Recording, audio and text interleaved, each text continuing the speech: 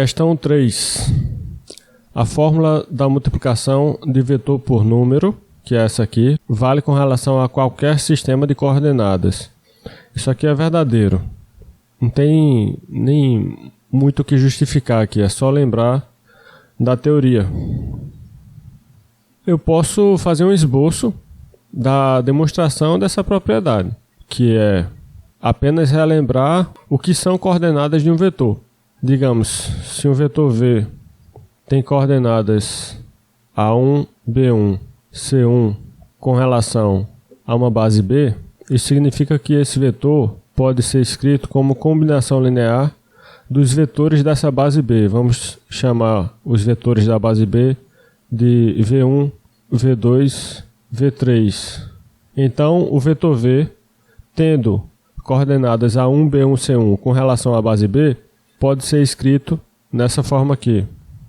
Então, o que é que acontece se eu multiplicar esse vetor por um escalar lambda? Eu vou ter a seguinte expressão resultando em lambda V. Lambda A1 vezes vetor V1 mais lambda B1 vezes vetor V2 mais lambda C1 vezes vetor V3.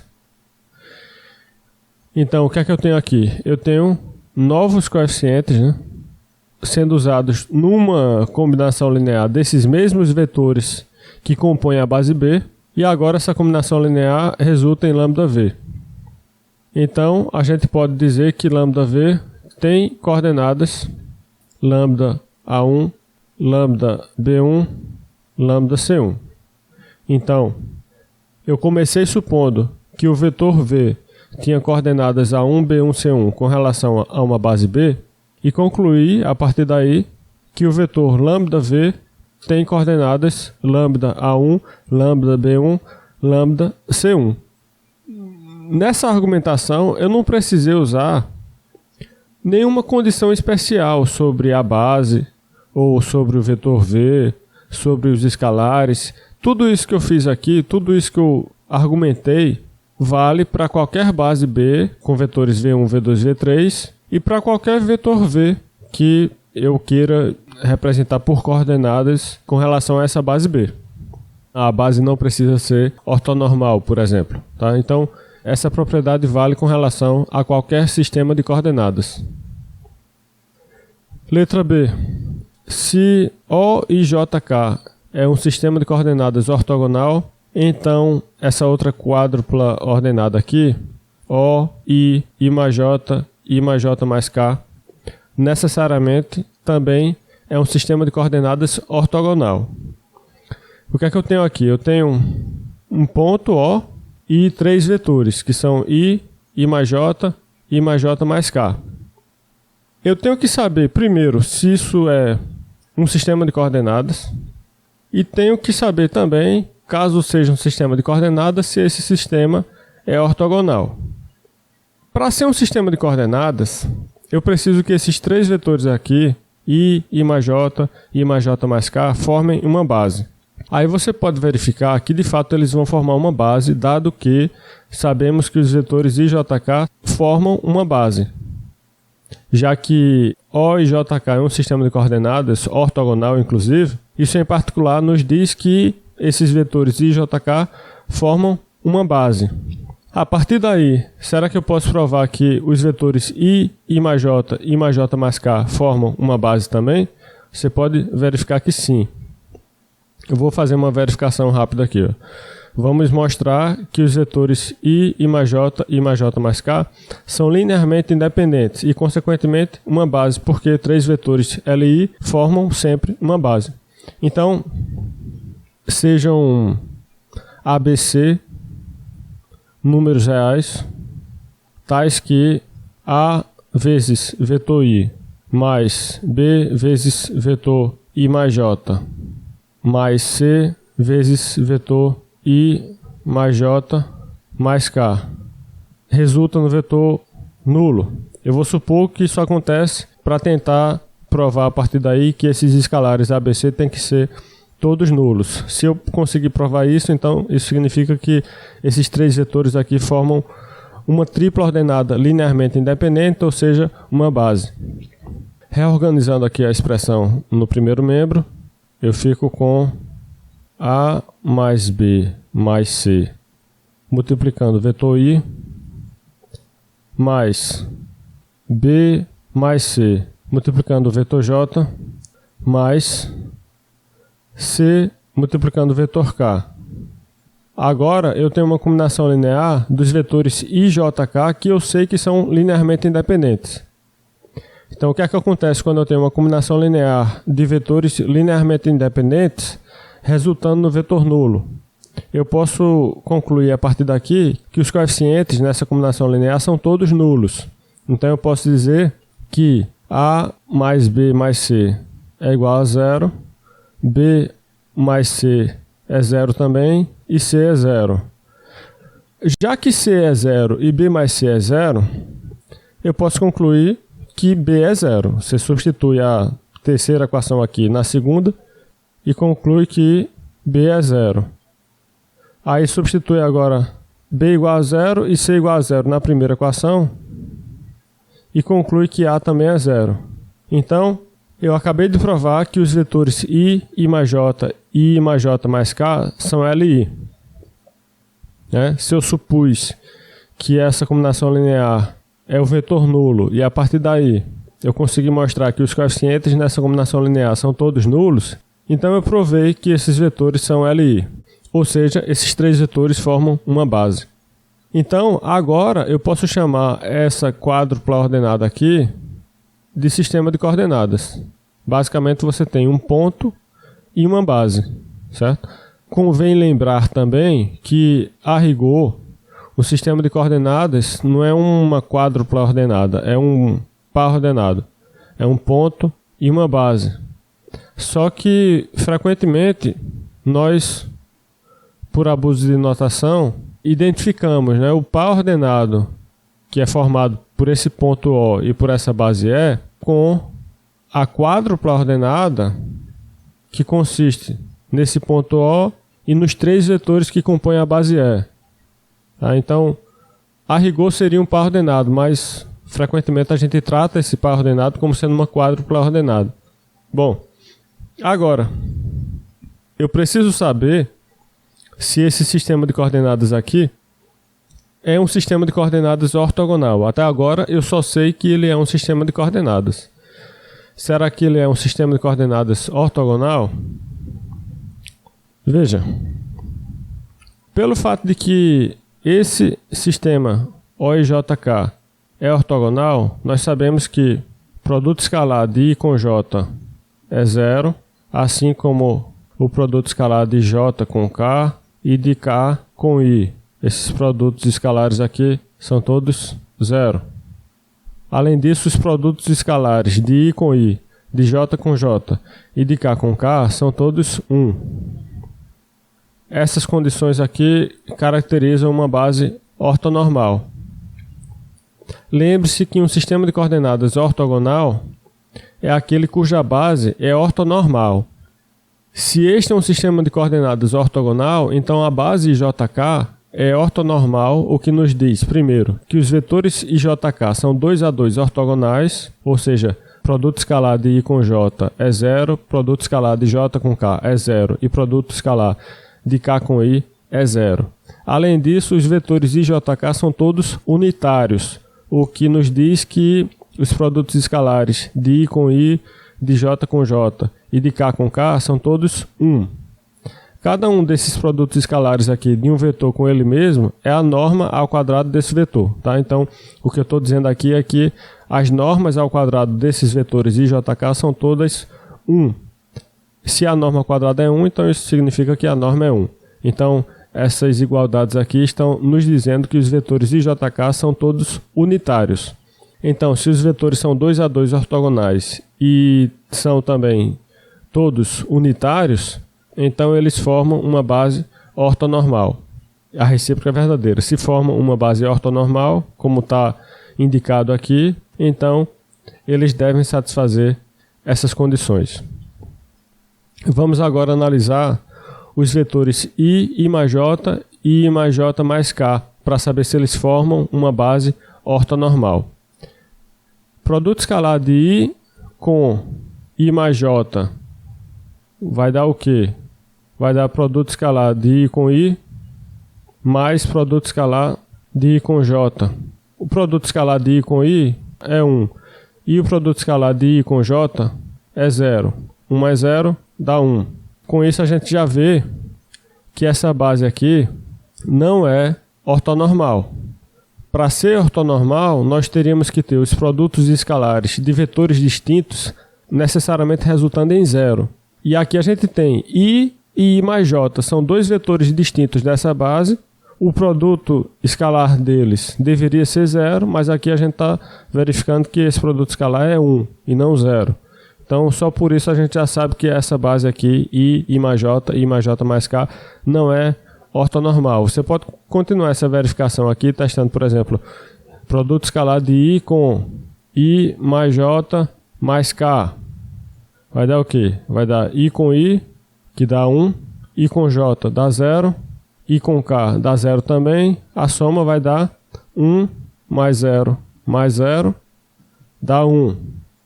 Deveria dar 0, né? Para a base ser ortonormal, isso aqui deveria dar 0, mas está dando 1. Tá? E para essa base ser ortonormal, a gente teria que ter o produto escalar de cada vetor por ele mesmo igual a 1. E aqui a gente está vendo que essa condição não é satisfeita.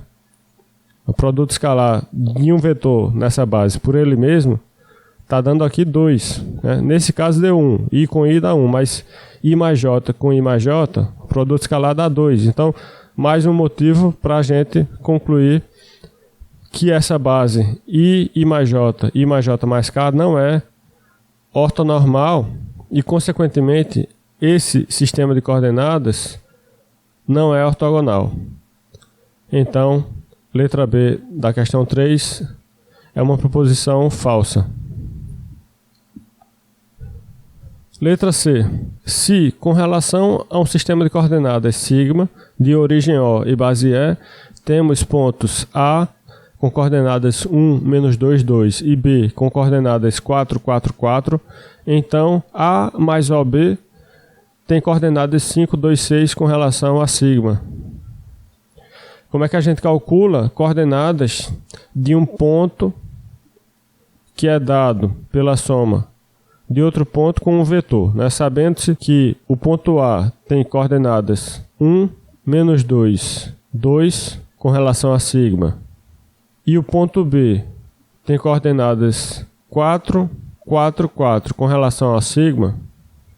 Primeiro, quem seriam as coordenadas do vetor OB com relação à base E que compõe esse sistema de coordenadas? Uma coisa é o ponto B, cujas coordenadas são 4, 4, 4 com relação a sigma. Outra coisa é o vetor OB.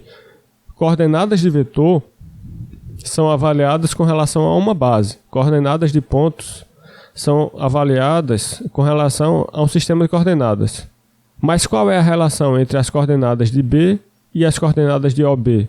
Eu já falei aqui, né, que um ponto X tem coordenadas ABC com relação ao sistema de coordenadas sigma, digamos, com origem O e base E, se somente se o vetor OX tem essas mesmas coordenadas ABC com relação à base E. Então, novamente, vamos usar esse critério aqui para identificar as coordenadas do vetor OB com relação à base E que compõe o sistema de coordenadas sigma. Visto que o ponto B tem coordenadas 4, 4, 4 com relação a sigma e que o ponto O é a origem desse sistema de coordenadas sigma, cuja base é E, então o vetor OB deve ter coordenadas na base E iguais às coordenadas do ponto B com relação ao sistema sigma, que são 4, 4, 4. Então, vetor OB tem coordenadas 4, 4, 4 com relação à base E. Pronto, agora em segundo lugar, como é que eu faço para calcular as coordenadas desse ponto A mais OB? Eu tenho as coordenadas do ponto A com relação a sigma, e tenho as coordenadas do vetor OB com relação à base E que compõe esse sistema de coordenadas sigma. A partir desses dados, como é que eu calculo as coordenadas de A mais OB? Tem uma proposição no livro falando sobre isso. Inclusive, eu acho que no livro essa proposição fala de uma expressão um pouco diferente dessa, que é ponto mais escalar lambda, digamos, vezes um vetor. Tá? Ao invés de ponto mais vetor, é ponto mais escalar vezes vetor. Lá no capítulo 13. Mas enfim, essa fórmula também se aplica aqui, né? Basta considerar o escalar lambda igual a 1. E basicamente ela diz que você pode calcular as coordenadas desse ponto aqui simplesmente somando as coordenadas do ponto A com as coordenadas do vetor OB que está sendo somado ao ponto A. Então, como é que vai ficar aqui? Vai ficar 1 mais 4, menos 2 mais 4, 2 mais 4, que dá 5, 2, 6. Pronto. Essas são as coordenadas do ponto A mais OB com relação a quem? Com relação ao sistema de coordenadas sigma. E aqui nós temos exatamente esse resultado, 5, 2, 6, né? A mais OB igual a 5, 2, 6 com relação a sigma. Então, correto. A afirmação C da questão 3 é verdadeira. Letra D. Um vetor diretor da reta x menos 2 sobre 2 igual a y menos 3 sobre 3 igual a z é o vetor 2, 3, 0. Vamos ver. Quando a gente tem um sistema de equações na forma simétrica, x menos x0 sobre a igual a y menos y0 sobre b igual a z menos z0 sobre C. Como é que a gente interpreta esse sistema de equações?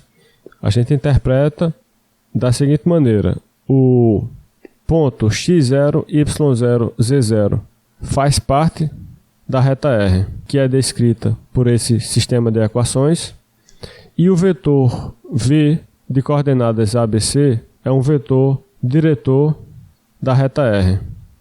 Então aqui, no item D, nós temos a afirmação dizendo que um vetor diretor dessa reta aqui é 2, 3, 0.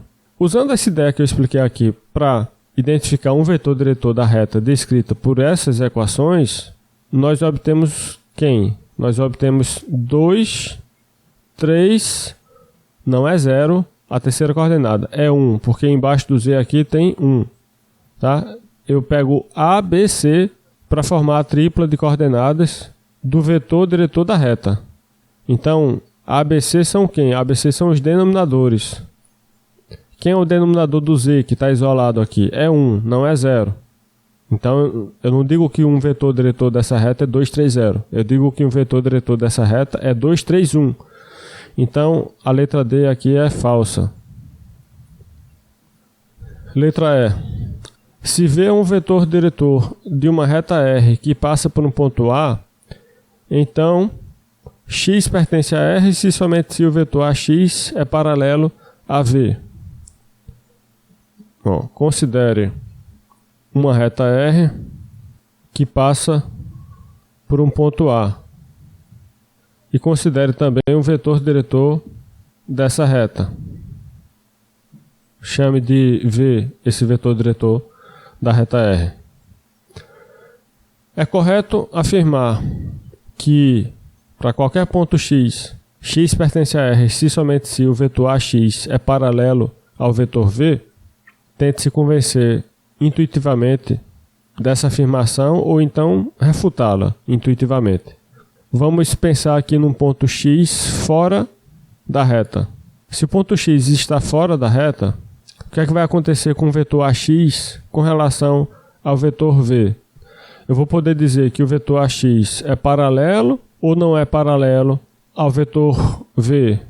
A gente observa claramente que nesse caso, em que o x não pertence à reta R, o vetor AX não é paralelo ao vetor V. Agora vamos imaginar uma situação em que o ponto x pertence à reta. No caso em que o ponto x pertence à reta, como é que vai ficar o vetor AX? O vetor AX vai ser um vetor aqui representado sobre a reta, né? Indo do ponto A ao ponto x. E agora eu posso dizer que o vetor AX é paralelo ao vetor V. Então é fácil se convencer que o vetor AX é paralelo ao vetor V se somente se o ponto x pertence a R, que é exatamente o que está dito aqui. X pertence a R se somente se o vetor AX é paralelo ao vetor V. Então, letra E da questão 3 é uma proposição verdadeira. Vamos para a letra F. Com relação a qualquer sistema de coordenadas sigma, com origem O e base formada pelos vetores E1, E2 e E3, a equação x igual a y descreve uma reta que passa pela origem. Primeiro, será que essa equação aqui descreve uma reta x igual a y? Veja que a gente está trabalhando no espaço tridimensional. Inclusive, o sistema de coordenadas que está indicado aqui, né, contém uma base formada por 3 vetores. Então, a gente está trabalhando no espaço euclidiano tridimensional. Nesse espaço, a equação x igual a y descreve o quê? Você pode olhar para essa equação x igual a y como sendo uma equação da forma ax mais by mais cz mais d igual a 0, onde, no caso, a igual a 1, b igual a menos 1 e c e d são 0. Ela fica na forma x menos y igual a 0, que equivale, né, a x igual a y. Então, a equação x igual a y pode ser escrita na forma ax mais by mais cz mais d igual a 0, que é uma equação de quê? É uma equação de um plano. Equação geral de plano, né? Todo plano tem uma equação dessa forma, que a gente chama de equação geral, e toda equação dessa forma, no sistema de coordenadas, define um plano. Então, a equação x igual a y, no espaço euclidiano tridimensional, descreve um plano e não uma reta. Então, nem vem ao caso a questão de se passa pela origem ou não, né? Porque não chega nem a ser uma reta. O plano x igual a y passa pela origem, só não é uma reta. Então, letra F é uma proposição falsa, porque a equação x igual a y não descreve uma reta, descreve um plano. Letra G. O plano 3z mais 1 igual a 0 é paralelo ao eixo z. No capítulo 14, nós vimos um critério que nos ajuda a saber quando um plano descrito por uma equação geral é paralelo a um dos eixos coordenados. E o critério é basicamente o seguinte: se numa equação geral de plano, como essa aqui, ax mais by mais cz mais d igual a 0, uma determinada variável dentre x, y ou z não aparece, ou seja, se o coeficiente que multiplica essa variável é 0, então significa que esse plano é paralelo ao eixo correspondente. Por exemplo, digamos que não existisse o termo ax aqui, ou seja, a variável x, nesse caso, está ausente da equação, o que equivale a dizer que o coeficiente daquele x, aquele azinho que estava multiplicando o x, é 0. O que é que isso nos diz sobre a relação do eixo x com esse plano? Nos diz que esse plano é paralelo ao eixo x. E, da mesma forma, se o termo cz estivesse ausente dessa equação, então poderíamos dizer que esse plano é paralelo ao eixo z. Agora, o que é que acontece se eu tiver duas variáveis ausentes? Digamos, o x não aparece e o z também não aparece. Aparece apenas o y. Isso significa o quê? Pelo fato do x não aparecer, esse plano é paralelo ao eixo x. Pelo fato da variável z também não aparecer na equação, esse plano é paralelo ao eixo z também. Como ele é paralelo aos eixos x e z, então a gente pode dizer que ele é paralelo ao plano xz, tá? Agora, voltando aqui à proposição da questão 3, item G. Temos uma equação de plano em que o x não aparece e o y também não aparece. A gente pode dizer que esse plano, então, é paralelo aos eixos x e y. Em particular, é paralelo ao eixo x. Então, proposição é verdadeira. O plano 3e mais 1 igual a 0 é paralelo ao eixo x, porque a variável x não aparece nessa equação. Letra H. Se o par UV é um par de vetores diretores para um plano π que passa por um ponto A, então um ponto x pertence a π se somente se a tripla AX 3U U menos V é LD.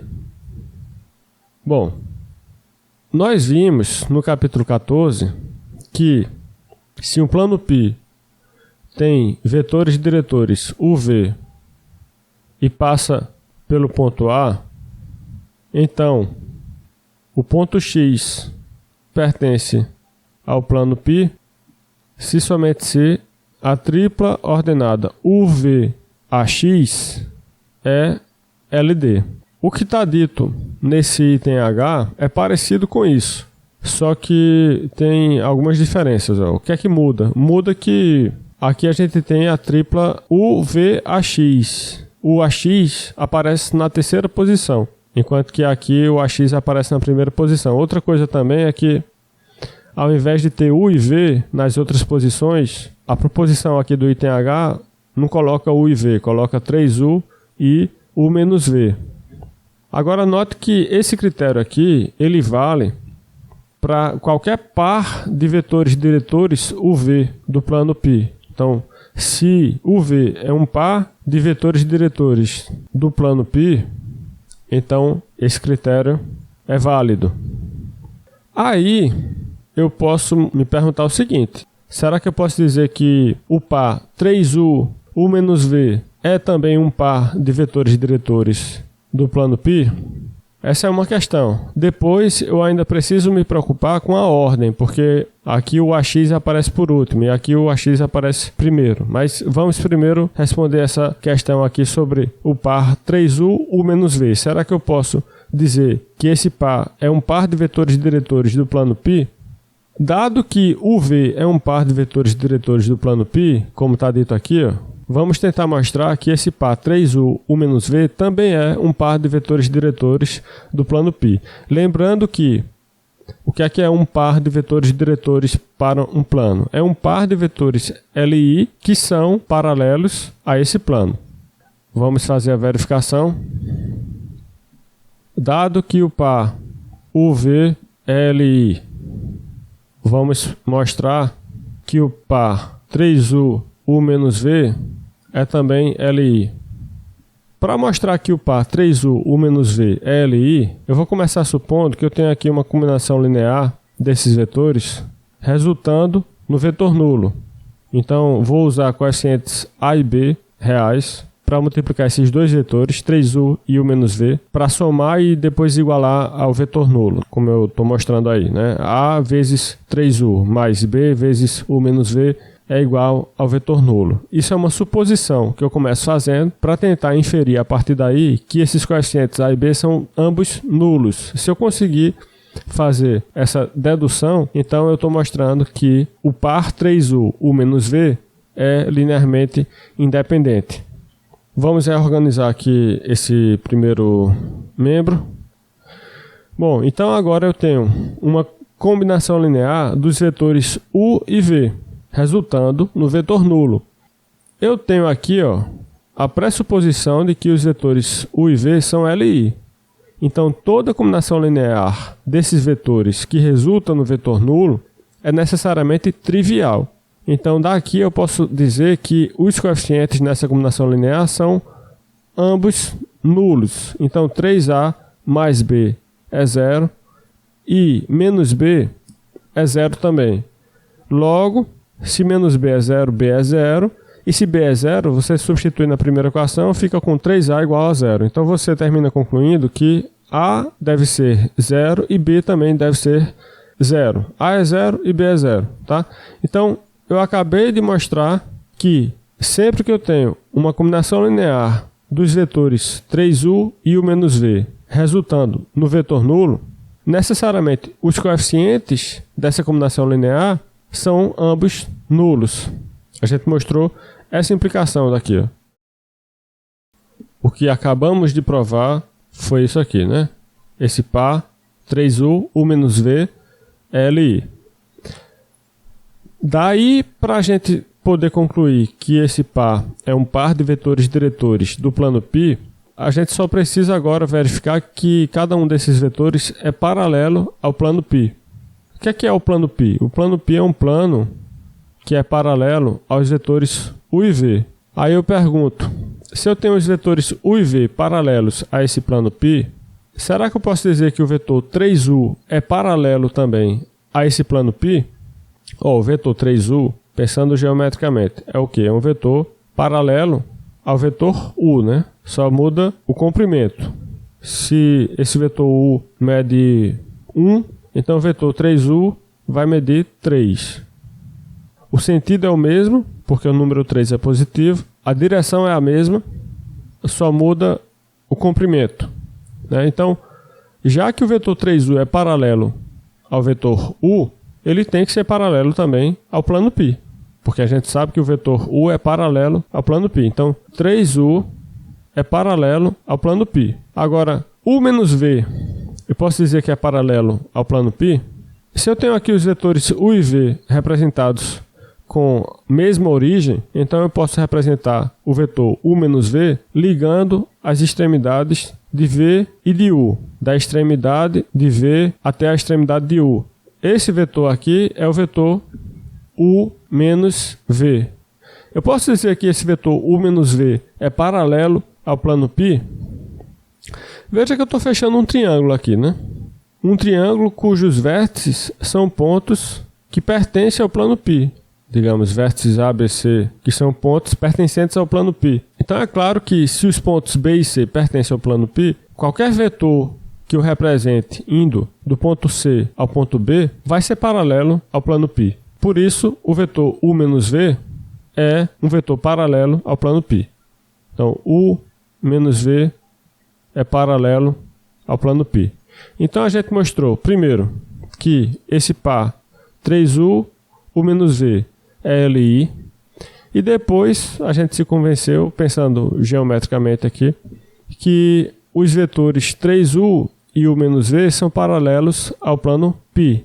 Isso nos permite concluir que o par 3u, u menos v é um par de vetores diretores do plano π.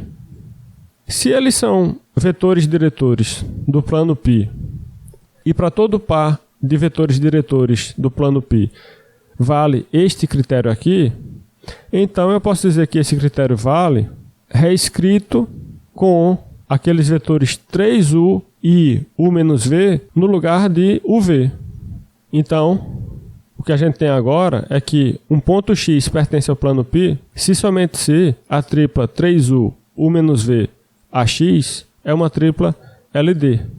Então, veja que agora, esse critério que temos aqui e que a gente sabe que vale, está muito mais parecido com a afirmação que a gente encontra no item H dessa questão 3. Ó. A afirmação é que x pertence ao plano π se somente se a tripla ax, 3u, u menos v é LD. E aqui o critério que a gente acabou deduzindo aqui é que x pertence ao plano π se somente se a tripla 3u, u menos v, ax é LD. Então a única coisa que muda daqui para cá é a ordem desses vetores nessa tripla ordenada, né? Mas ordem, na verdade, não interfere na condição de dependência linear. Se você tem uma tripla ordenada que é LD e você muda a ordem dos vetores nessa tripla ordenada, ela continua sendo LD. Mudar a ordem não faz com que uma tripla deixe de ser LD, não faz com que uma tripla deixe de ser LI. Tem uma observação falando sobre isso lá no capítulo 6. Permutação não altera dependência linear. É mais ou menos assim que está escrito lá. Então a gente pode agora reordenar os vetores nessa tripla ordenada, obtendo com isso uma condição equivalente, né? A condição que diz que essa tripla ordenada 3u, u menos v, ax, LD equivale a condição que eu vou escrever agora, com os vetores aparecendo numa outra ordem. Pronto, então esse critério é válido. X pertence ao plano π se somente se a tripla AX 3U, U-V é LD. É exatamente o que está dito aqui e, portanto, o item H é uma proposição verdadeira. Item I da questão 3. Se o par UV é um par de vetores diretores para um plano π que passa por um ponto A, então uma equação vetorial para esse plano π é x igual a A mais lambda vezes vetor U menos 2V mais μ vezes vetor U mais 2V. O que a gente tem que perceber aqui é que os vetores U menos 2V e U mais 2V formam um par de vetores diretores para esse plano π. Esse item é parecido com o anterior. O trabalho todinho é você verificar que esse par é um par de vetores diretores do plano π. E como é que a gente verifica isso? Você tem que verificar que esses vetores são linearmente independentes e que cada um deles é paralelo ao plano π. Eu já mostrei como fazer isso no item anterior. Vou mostrar novamente aqui. Primeiro, mostrar que esses vetores são LI. Como é que a gente faz? Comece supondo que você tem uma combinação linear desses vetores que resulta no vetor nulo. Então coloca aí A vezes primeiro vetor mais B vezes segundo vetor igual a vetor nulo. Coloque em evidência os vetores U e V. No caso vai ficar A mais B multiplicando o vetor U menos 2A mais 2B multiplicando o vetor V. Veja que aqui em cima eu tenho uma combinação linear dos vetores U menos 2V e U mais 2V. Eu reorganizei os termos nesse primeiro membro para que eu pudesse ter agora uma combinação linear dos vetores U e V. Por quê? Isso vai me ajudar a fazer o próximo passo, que é concluir alguma coisa sobre os coeficientes que eu tenho aqui multiplicando U e V. Sabendo que os vetores U e V formam um par de vetores diretores para o plano π, isso nos diz, em particular, que esse par UV é LI. Se esses vetores U e V são LI, o que é que acontece se eu tenho uma combinação linear deles resultando no vetor nulo? Necessariamente, os coeficientes nessa combinação linear devem ser ambos nulos. Então, A mais B é 0 e menos 2A mais 2B é 0 também. A primeira equação nos diz que B é igual a menos A. E agora você pode substituir na segunda equação B por menos A, o que vai lhe dar menos 2A mais 2 vezes menos A igual a 0. Então aqui no primeiro membro você vai ter menos 4A igual a 0, logo A igual a 0. Se A é igual a 0 e B é igual a menos A, então B é 0 também. Então A é 0 e B é 0. A gente concluiu que os coeficientes A e B são ambos nulos a partir da pressuposição de que esses coeficientes formam uma combinação linear dos vetores U menos 2V e U mais 2V que resulta no vetor nulo. Então o que a gente acabou de fazer foi mostrar que toda combinação linear dos vetores U menos 2V e U mais 2V que resulta no vetor nulo é trivial. Em outras palavras, o que a gente mostrou é que esses vetores U menos 2V e U mais 2V são LI. Pronto, então a primeira parte foi feita, né? A gente verificou que esses vetores U menos 2V, U mais 2V são linearmente independentes. O que é que a gente tem que fazer além disso? A gente tem que se convencer também que esses vetores são paralelos ao plano π. Então, quem é o plano π? O plano π é um plano que passa pelo ponto A e tem vetores diretores U e V. Suponha que esses vetores U e V estão representados aqui sobre o plano π. Como é que eu poderia desenhar o vetor U menos 2V? Se esse aqui é o vetor V, então o vetor 2V seria mais ou menos algo assim, né? O dobro do tamanho do vetor V com a mesma direção e o mesmo sentido. Então isso aqui é o vetor 2V. Agora como é que eu desenho o vetor U menos 2V? Eu tenho aqui o vetor U, eu tenho aqui o vetor 2V, eles estão representados com a origem em comum.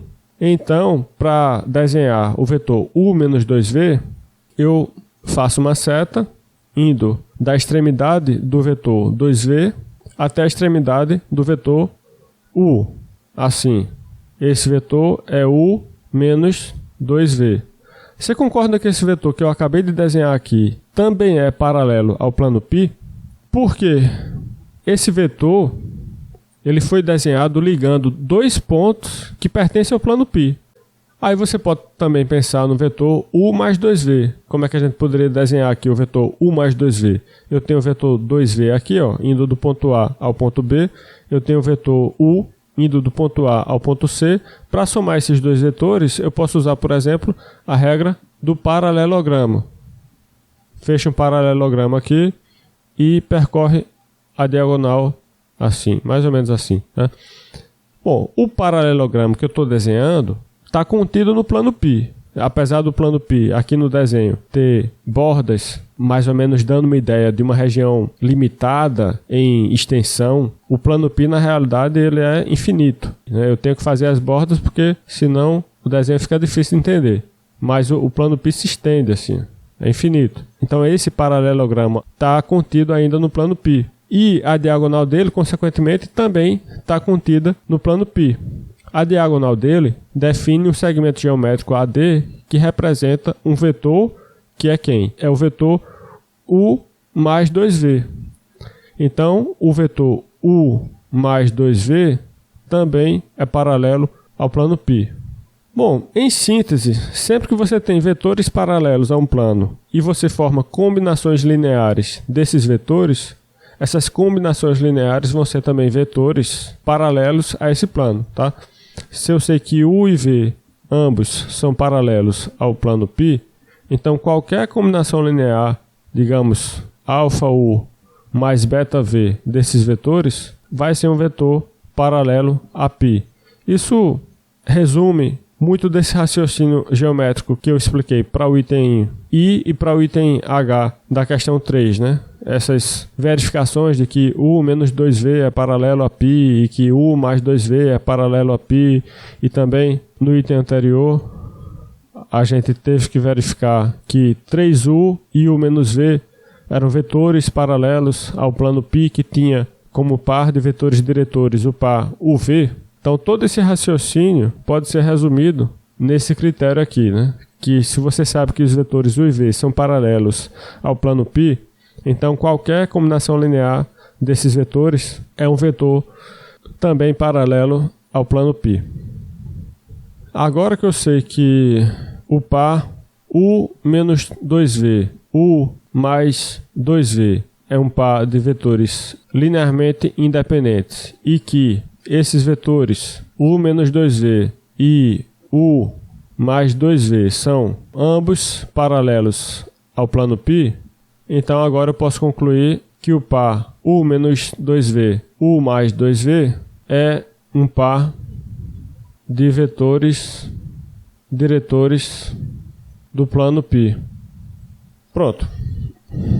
E o que é que eu faço com essa informação, né? Sabendo que esse par u menos 2v, u mais 2v é um par de vetores diretores do plano π, como é que isso me ajuda a dizer se essa proposição do item I da questão 3 é verdadeira ou falsa? A gente tem que avaliar essa equação aqui e dizer se essa equação descreve ou não o plano π, que é um plano que passa por um ponto A e tem vetores diretores u e v. Já que o plano π tem vetores diretores u e v e passa pelo ponto A, uma equação vetorial para ele poderia ser esta, né? X igual a A mais lambda u mais mi v. Só que a gente verificou que se u e v são vetores diretores desse plano, então o par u menos 2v, u mais 2v também é um par de vetores diretores desse plano. Da mesma forma que eu posso dizer que esta é uma equação vetorial para o plano π, porque ele tem vetores diretores u e v e passa pelo ponto A, eu também posso pegar qualquer outro par de vetores diretores desse plano π, por exemplo, esse aqui, u menos 2v, u mais 2v, e formar também uma equação vetorial para esse plano. O plano passa pelo ponto A, como a gente já sabe, e tem vetores diretores U menos 2V, U mais 2V. Se eu sei que U menos 2V e U mais 2V são vetores diretores desse plano, então eu posso usar esses vetores na equação vetorial desse plano. Então, essa equação é realmente uma equação que descreve o plano π. Portanto, a letra I da questão 3 é uma proposição verdadeira. Letra J. Temos aqui um plano definido por equações paramétricas e precisamos dizer se ele é também descrito por essa equação aqui envolvendo um determinante. Perceba que os números 1, 7 e 5 aqui na segunda linha desse determinante aparecem multiplicando o lambda nas equações paramétricas, ó. E que os números 1, 4, 2 na última linha do determinante aparecem multiplicando o μ. Qual é a interpretação desses números que multiplicam o lambda e desses números que multiplicam o μ? A gente viu que esses números podem ser interpretados como vetores diretores desse plano π. Então, esse plano π tem vetores diretores. Vamos chamar de U com coordenadas 1, 7, 5 e V com coordenadas 1, 4, 2. Além disso, os números que aparecem soltos aqui, no caso 6, 1, 4, são as coordenadas de um ponto por onde o plano passa. Então, o plano π passa pelo ponto 6, 1, 4. Vamos chamar de A esse ponto 6, 1, 4. Agora, a partir dessas informações, né, que o plano π tem esses vetores diretores e passa por esse ponto A, a gente pode deduzir uma equação geral para esse plano π. Como é que a gente faz isso? A gente faz isso montando um determinante que tem uma forma parecida com essa, inclusive. Mas se você lembrar direitinho, não é exatamente assim. Tem algumas pequenas diferenças. Você escreve nas últimas duas linhas os vetores diretores do plano. Então, 1, 7, 5 e 1, 4, 2 escreve aqui. Até agora não tem nenhuma diferença, né, entre essa equação e essa que eu estou escrevendo aqui, né? A diferença vai aparecer na primeira linha. Na primeira linha, o que você tem que escrever é x menos primeira coordenada do ponto por onde o plano passa. Então, x menos 6. Depois, y menos segunda coordenada desse ponto por onde o plano passa. Então, y menos 1.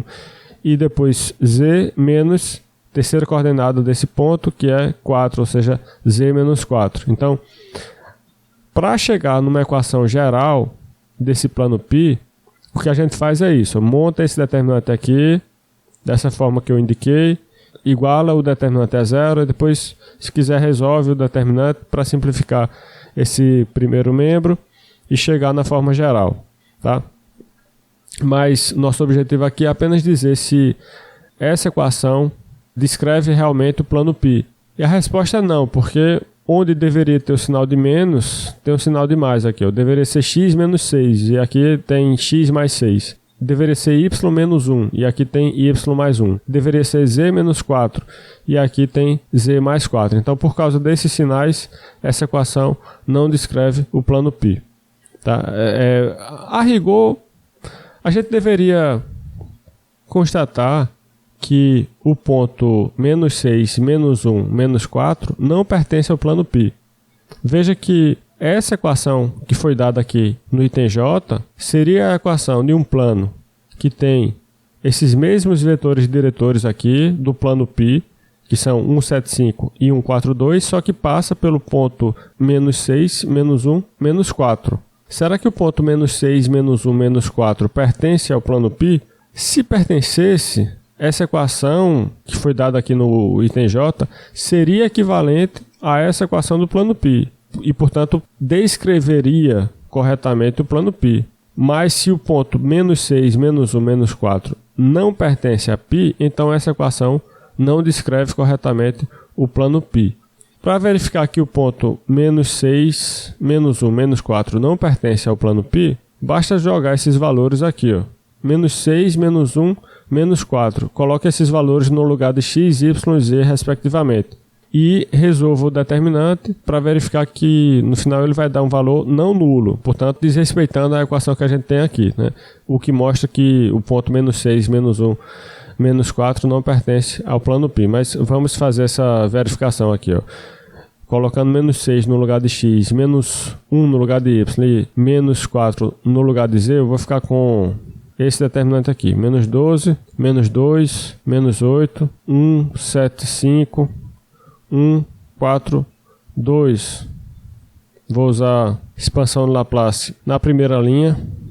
Então vai ficar menos 12 vezes determinante 7, 5, 4, 2, mais 2 vezes determinante 1, 5, 1, 2, menos 8 vezes determinante 1, 7, 1, 4.